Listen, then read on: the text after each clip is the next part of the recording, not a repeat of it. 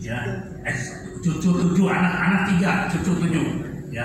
Jadi apa yang saya rasakan di dalam kehidupan keluarga kita akan bagikan kepada Bapak Ibu, ya. Mungkin kita akan bagikan tentang komunikasi ya di dalam keluarga.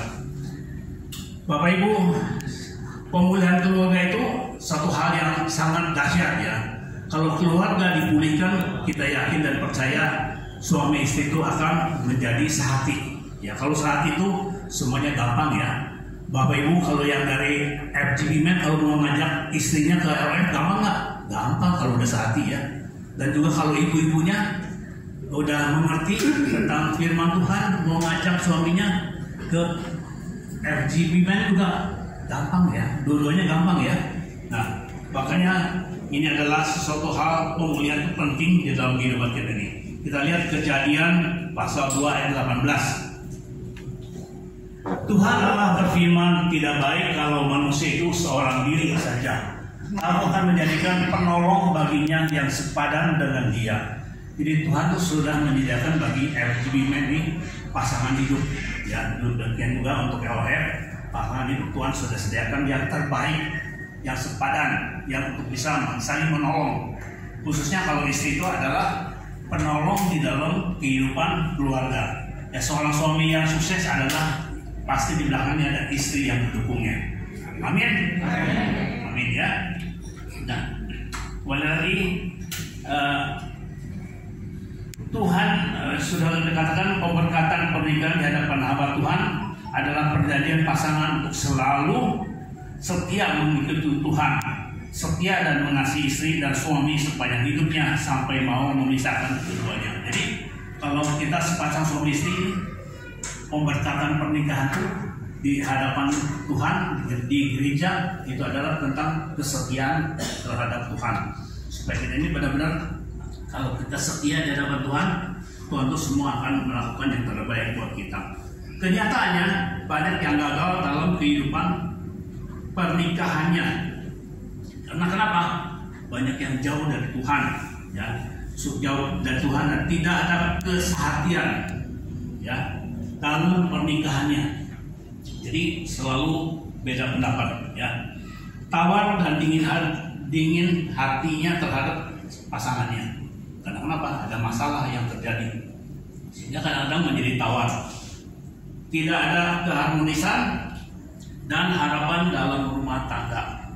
Sering akhirnya terjadi dengan cerai. Hari ini kita akan memberikan tips-tips keharmonisan untuk pasangan yang hadir, semoga bisa menjadi manfaat bagi kita semua.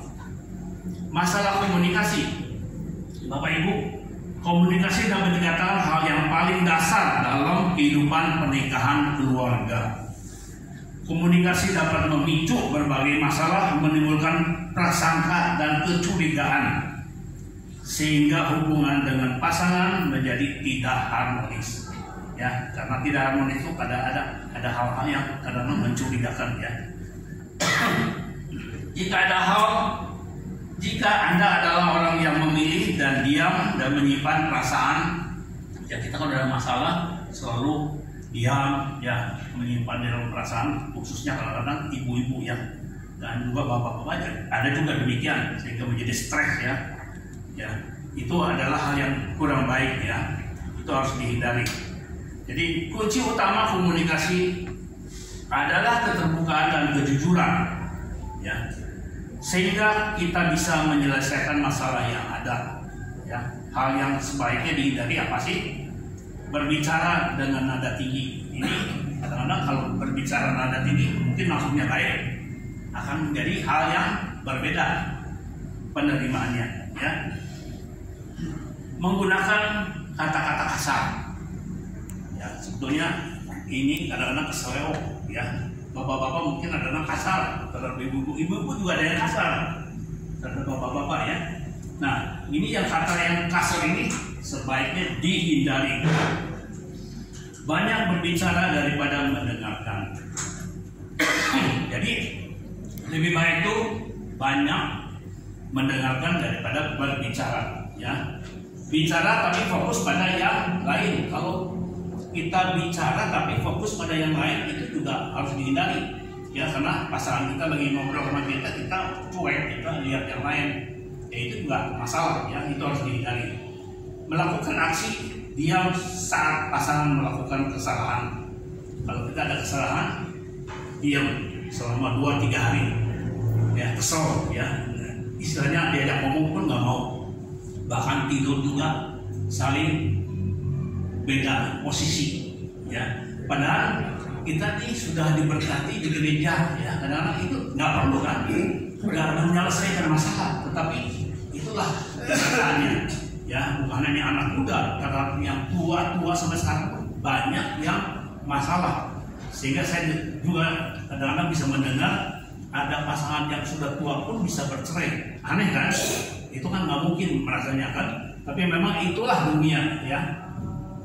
Ada seakan-akan ada panas dalam hati ya, yang memisahkan ya. Seharusnya banyak mendengarkan dulu, sedikit bicara, baru didiskusikan ya, sehingga bisa menyelesaikan masalah dengan tuntas ya.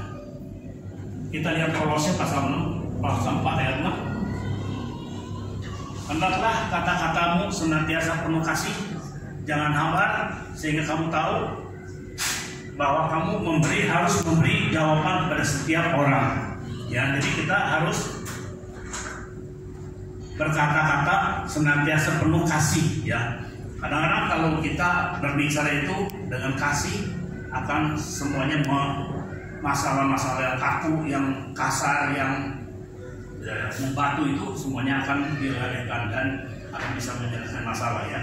Juga dalam Efesus pasal 6 ayat 26, Efesus 4 ayat 26, apabila kamu menjadi marah, janganlah kamu berbuat dosa, janganlah matahari terbenam sebelum padam amarahmu. Karena banyak ya bapak-bapak khususnya, kalau pada saat marah bisa tangan ini ada mata ya, bisa memukul ya kepada istri ya.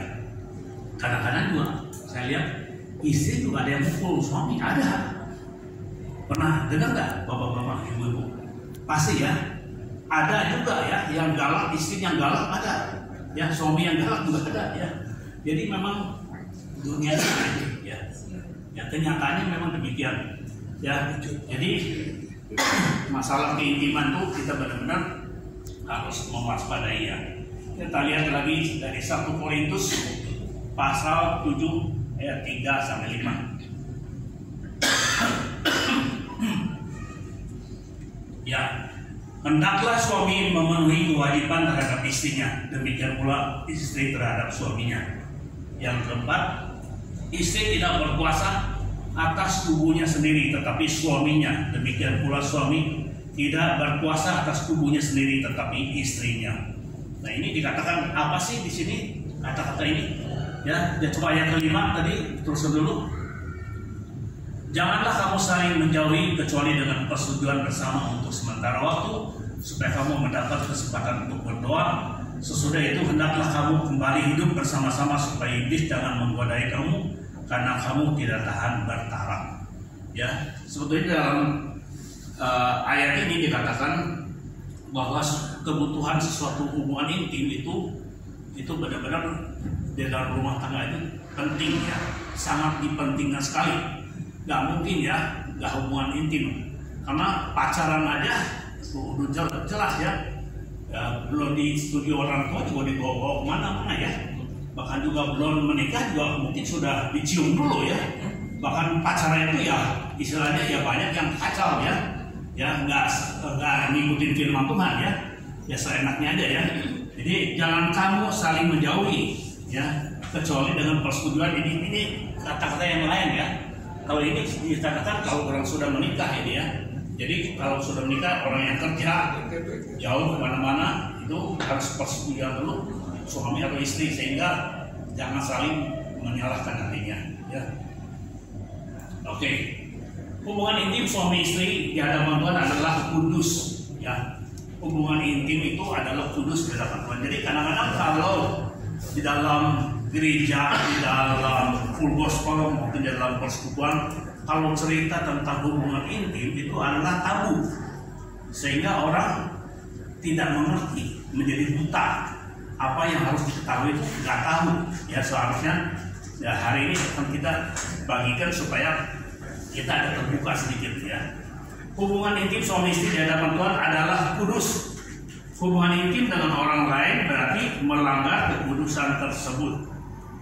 Banyak keluarga yang tidak mengerti mengenai masalah hubungan intim sehingga menimbulkan banyak perceraian. Hubungan intim dalam kehidupan berumah tangga apa sih? Coba ya kita akan dengar. Hubungan intim bukan hanya kesenangan dan berpuas saja, tetapi juga mempunyai manfaat untuk menjaga keharmonisan.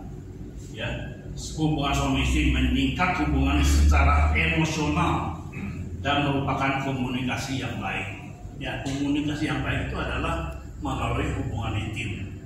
Kalau orang dua-duanya ribut, bisa hubungan intim nggak? Nggak mungkin lah. Satu akan menolak satu dengan yang lain. Ya, ini adalah sesuatu hal yang sungguh Tuhan berikan dalam kehidupannya adalah kudus. Ya. Hubungan intim secara teratur membuat menghilangkan stres. Ya, kalau bapak-bapak katakan sering pusing, sering orang berkatakan sangau itu kepalanya pusing. Ya, kalau laki-laki mengatakan demikian, tetapi adalah saat mereka berhubungan intim akan terjadi rangsangan kepada otak untuk melepaskan endorfin, suatu enzim yang dapat membuat seorang bahagia. Ya, kebahagiaan itu adalah dari situ.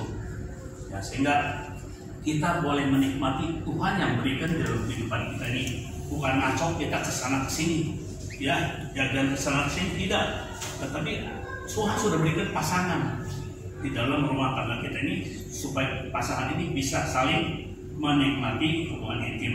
Ya.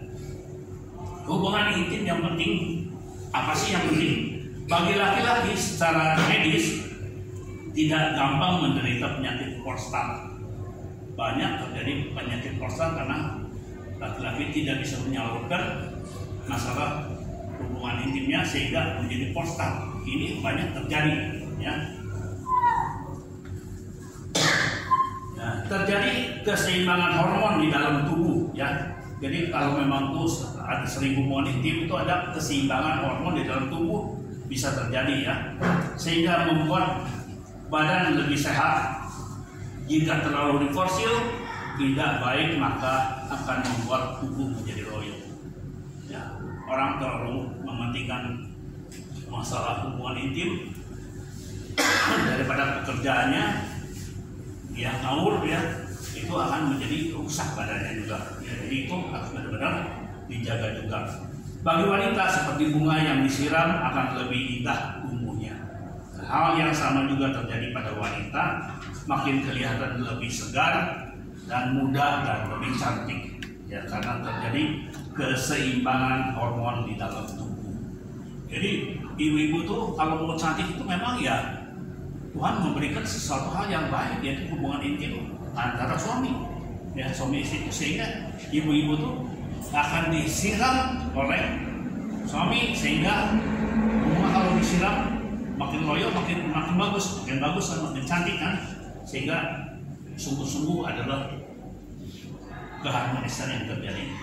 Ya, hubungan intim hanya ada saling pengertian antara pasangan dan set waktu yang tepat saat ada pasangan yang kurang sehat, jangan menuntut. Kalau salah satu ada yang tidak sehat, jangan saling menuntut untuk melakukan hubungan seksual. Ya, itu yang saya dapatkan. Dan yang terakhir, saat ada kebutuhan hubungan intim dari pasangan, disarankan untuk tidak menggunakan alasan.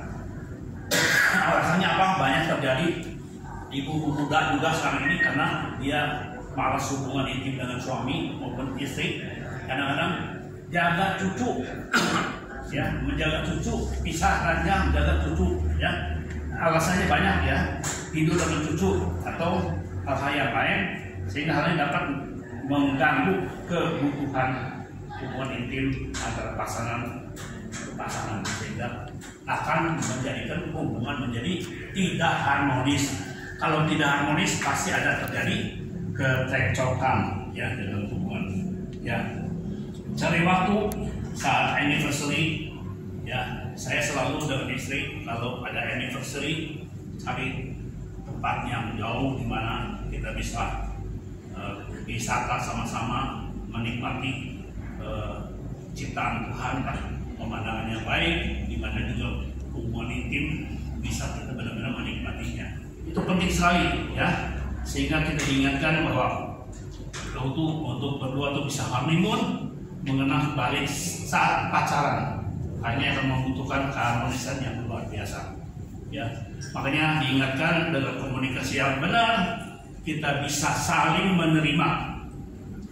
Komunikasi yang benar kita bisa saling menerima. Ya, kita berharga di mata Tuhan. Kita bisa saling menerima. Ya, kita bisa saling mendengar. Ya, mendengarkan. Ya, banyak mendengarkan, sedikit berbicara. Banyak mendengarkan. Keluhan istri itu apa? Dengar. Keluhan suami apa? Dengarkan. Ya, jadi supaya ngerti. Ya, tubuh jiwa rohnya itu benar-benar kita bisa di balancing, ya, benar-benar, ya, saling menghargai.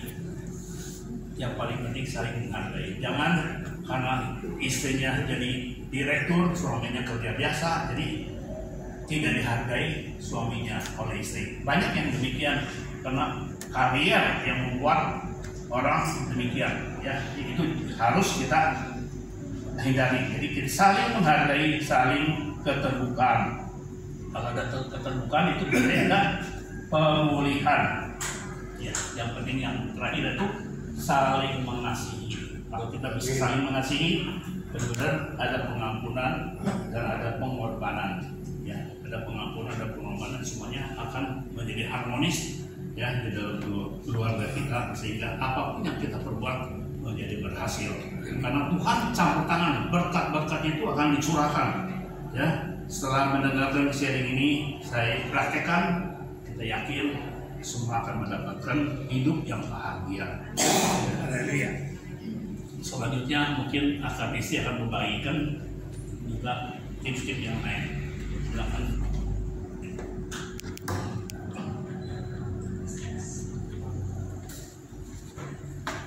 Ibu diberkati.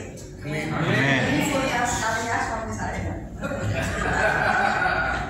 Puji Tuhan, karena kita memang sudah Tuhan gerakan untuk kita mengadakan persekutuan suami istri yang sudah hampir 30 tahun. Jadi kita banyak tip-tipnya dari hamba gabungan, dan hari ini bagi sedikit, ya. Tapi saya mau bagi yang lain. Untuk keharmonisan itu salah satu juga perlu masalah keuangan. Semua mungkin lebih pintar dari saya, ya, apalagi bapak-bapak udah ngerti. Cuma saya pengen share aja sedikit. Jadi di masa pandemi ini banyak sekali bapak-bapak yang mungkin ada di PHK, ada yang mungkin usahanya juga jatuh gitu kan. Sehingga itu tuh membuat jadi dapurnya istilahnya nggak bisa ngepul, nggak bisa masak, nggak bisa kebutuhannya nggak ada. Sehingga banyak sekali yang cerai di ujung-ujungnya. Tapi kita mau belajar di dalam keluarga, kalau di masa untuk harmonis itu, di dalam kondisi berlimpah maupun kekurangan, kita harus terus berharap kepada Tuhan. Amin. Berharap kepada Tuhan karena Dia Jehovah Jireh, Dia juga yang akan mencukupi. Dan harus jujur. Tadi kita sharing sedikit dengan Pak Billy, dengan Bu Sandra. Banyak orang saat ini nggak bayar pajak, ya, sehingga kena. Jadi saudara saya itu saat ini nggak pakai PPN atau nggak ada bayar, pokoknya pajak lah, digerebek harus bayar 18 miliar. Sampai utang ke bank pun nggak cukup, dan benar-benar jadi susah sekali pada orang kaya. Dan harus jujur di masa ini juga untuk lebih harmonis lagi, kita harus ada terobosan baru. Terobosan barunya misalnya ibu-ibu sekarang banyak sekali yang di KPO, ya, bersyukur sekali ibu-ibu dikasih inovatif, dikasih kreatif. Ada satu ibu-ibu tiba-tiba Tuhan kasih pengertian gitu. Di masa-masa ini suaminya nggak ada penghasilan dan dia harus cari duit. Tiba-tiba Tuhan kasih gini, kamu bikin sesuatu makanan maupun kue-kue dan yang lain-lain semua dari jeruk. Jadi kuenya dari jeruk, nanti nasi jeruk, nanti mungkin ayam juga pakai jeruk, booming sekali. Dan luar biasa Tuhan tolong dan diberkati luar biasa. Jadi saat-saat ini kita di dalam keuangan ini juga harus belajar menabung. Amin. Menabung, ya, menyisihkan selama ini kan mungkin terlalu di uangnya dihabis-habiskan, itu saat-saat ini harus menabung untuk nanti keperluan yang penting. Mama saya tuh selalu ngajarin gini, dari saya kecil ya pakai bahasa Hokkien. Di sini siapa yang bisa Hokkien? Katanya jangan cuan capcir kai jiip, nggak ngerti bahasa Dewa ya. Akhirnya kalau cuannya cuma 17, tapi pengeluarannya 21. Artinya apa? Pasti habis-habisan. Bocuan. Simpul ya, habis gitu ya.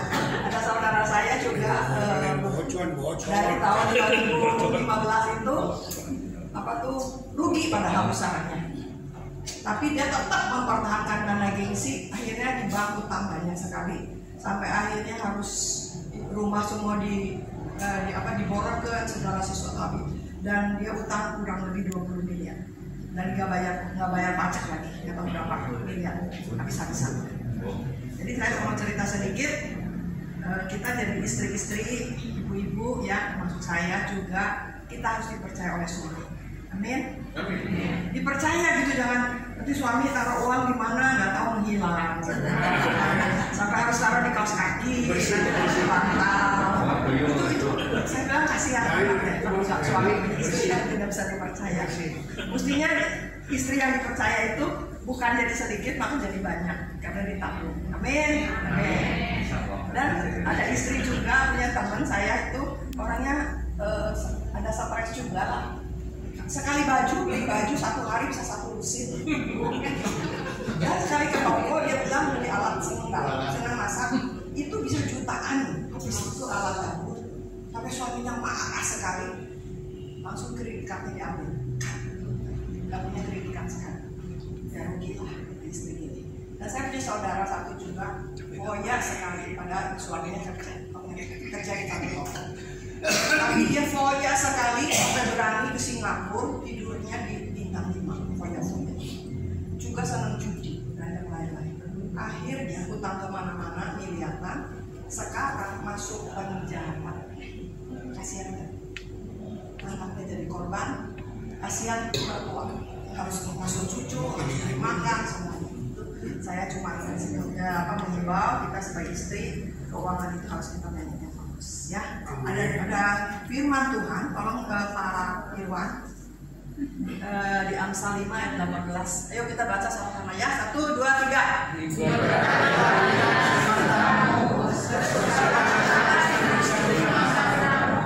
Amin.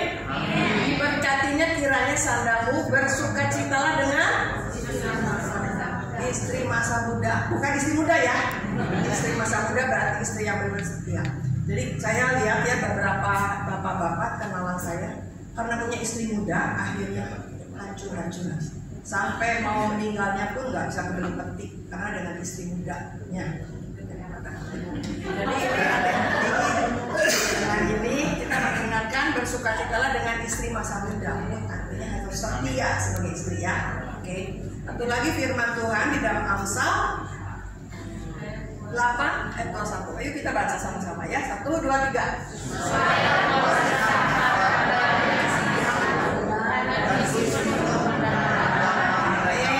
Supaya Tuhan itu mewariskan harta kepada yang mengasihi siapa? Mengasihi Tuhan. Dan Tuhan akan isi penuh perbendaharaan mereka. Kita akan dipenuhi perbendaharaan kita ketika kita mengasihi Tuhan dengan sungguh-sungguh. Amin. Jadi saya lihat ya kalau yang punya piaraan, punya selingkuhan biasanya habis-habisan. Tapi kalau yang setia, Tuhan memberkati luar biasa. Untuk mengenai keuangan ya, satu lagi topik mengenai masa perilaku. Perilaku juga penting sekali ya. Kita suami istri itu dari latar belakang yang berbeda, dari budaya yang berbeda, segala kebiasaan yang berbeda itu nggak mudah. Saya sekalipun dengan suami yang sudah meritnya 48 tahun. 2 tahun lagi kita akan ada aktivitas. Tapi tetap ada perselisihan, tetap ada keributan, ada. Tapi diselesaikan oleh Tuhan semuanya ya. Jadi kita harus jaga atmosfer juga itu untuk teladan bagi anak-anak kita. Nah, sekarang musuh yang paling besar perilaku ini saat ini yang saya lihat, salah satu itu musuh paling besar itu gadget. gadget itu terus ya dipegang, sampai ada yang istri nggak pernah ditanya, nggak pernah disentuh, nggak pernah diapa-apakan. Akhirnya istrinya kabur karena lebih dia lebih sayang ke gadget daripada ke istri. Nah, itu bisa terjadi. Jadi itu saat ini musuhnya paling besar. Dan saya mau cerita sedikit bagaimana sih kerinduan istri. Ya, bapak-bapak pasang kuping ya. Bagi istri yang saya survei, lihat juga mungkin dari saya sendiri juga. Salah satu ingin dipuji. Kalau pakai baju bagus itu dipuji lah sama suami. Aduh, Mari hari ini cantik gitu loh. Nanti bakal lebih cantik lagi gitu ya. Dipuji, diperhatikan, diajak kalau ngomong tuh lihat eye to eye gitu. Jangan nanti kemana dia pasti marah lagi. Dan itu juga senangnya di apa? Dipeluk, dibelai. Amin. Amin. Puji dong bapak-bapak. Itu yang suami saya belajar puluhan tahun untuk mengatakan doa ini atau I love you karena nggak bisa. Kaku, orangnya kaku sekali. Sekarang bisa. Karena sudah dilatih terus. Dan saya punya teman seumur yang udah kawin 40 sekian tahun tidak pernah dikatakan doa ini atau I love you. Dan tidak bisa dipeluk, nggak bisa suami. Karena kasihan juga ya sampai nggak pernah dipeluk sama suami. Nah itu keadaan yang saat ini yang istri pengen. Dan tadi udah cerita suami itu kalau kita anniversary pasti barengan pergi honeymoon ke Bali. Apa untuk memupuk kasih sayang satu dengan yang lain. Itu jadi jangan terus anak. Sekarang banyak ibu-ibu cucu terus sampai nggak bisa kemana-mana. Itu yang penting justru suami istri yang penting ya. Jadi harus benar-benar dipentingkan dan ajaklah istri shopping gitu ya, jalan-jalan,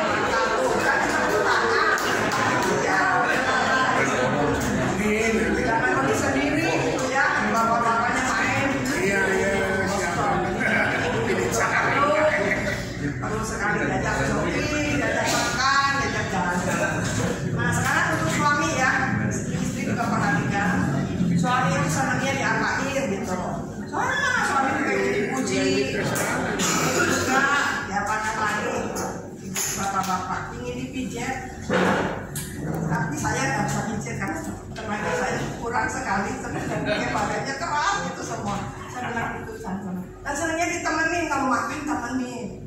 Kalau nonton TV juga kalau bisa temenin. Cuma saya nggak temenin karena dia senangnya yang serem gitu ya, berita-berita, yang perang-perang, senangnya yang main-main, yang berhibur, yang romantis. Nah itulah bapak-bapak yang gitu ya. Jadi mari kita belajar. Dan di dalam firman Tuhan, saya mau pakai firman Tuhan aja yang untuk mengajar kita semua. Di dalam Amsal 12 ayat 4 itu, istri yang cakap itu mahkota suami. Amin. Setuju? Ya.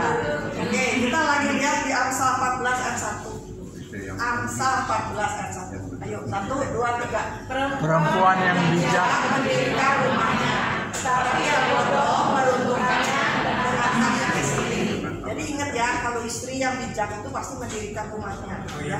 Pasti jadi lebih akur, lebih romantis, lebih harmonis gitu ya. Tetapi yang bodoh itu apa? Meruntuhkan dengan tangannya sendiri. Saya punya kenalan, punya saudara juga. Dia selalu ngomong sedikit-sedikit cerai, sedikit-sedikit yuk kita cerai.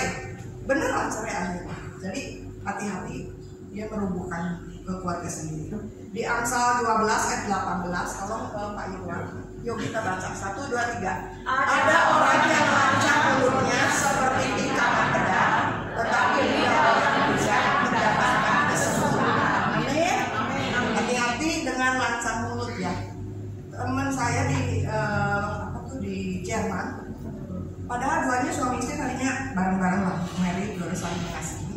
Tapi si istrinya itu selalu ngomong gini, kamu itu pasti nanti bakal punya daun muda. Itu perkataan. Dan dia selalu ketus terhadap suaminya, seperti tikaman pedang, selalu tajam sekali. Dan akhirnya benar, suaminya selingkuh dan dengan wanita lain. Tetapi lidah orang bijak mendatangkan kesembuhan. mari sebagai ibu, sebagai bapak, kita terus punya lidah yang bijak ya, mendatangkan kesembuhan. Katakanlah, istri kalau dipuji ya, nanti makin lama makin cantik. Tapi kalau diejek nanti makin gak baik. Itulah sifatnya perempuan ya. Firman yang Amsal 15 ayat 23 dikatakan apa di sana? Amsal 15 ayat 23. Oke, yuk 1, 2, 3. Seseorang bersukacita karena jawaban yang diberikannya dan amanah baiknya perkataan yang tepat pada waktunya. Jadi ada beberapa bapak-bapak ngeluh sekali karena suami istrinya terlalu cerewet, terlalu ngomong nggak berhenti. Itu seperti kereta api gitu loh, ya terus gitu ya, seperti radio butut katanya nggak habis-habis. Nah itu juga hati-hati, bukan kalau nggak tepat dengan waktunya itu mencelakakan diri sendiri. Yaitu namanya mengenai tadi masalah perilaku ya. Tadi udah masalah keuangan, terakhir saya akan cerita sedikit aja mengenai bagaimana untuk satu keluarga supaya lebih harmonis lagi, itu perlunya apa ya. Di dalam keluarga perlu sekali mesbah keluarga ya. Di dalam firman Tuhan saya baca aja sedikit, Matius 18 ayat 19. Sebab di mana 2-3 orang berkumpul dan dalam namaku, di situ aku ada di tengah-tengah mereka. Artinya kita harus memulai sesuatu dengan mesbah keluarga.